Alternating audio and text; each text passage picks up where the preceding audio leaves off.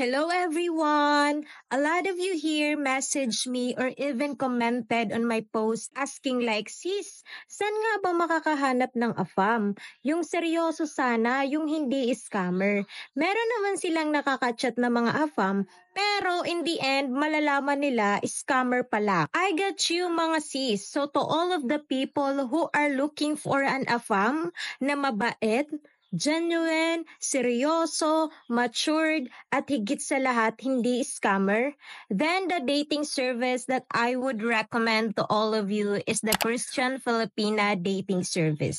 You know what, guys? They have been in the industry since 2009, and then they help a lot of members there, tens of thousands of members who are now living a happily ever after together. So I can assure you guys that this dating service is safe for you to be able to find your true love or an afam. So what are you waiting for mga sis? Yung mga prayers natin, samahan natin ng paghahanap.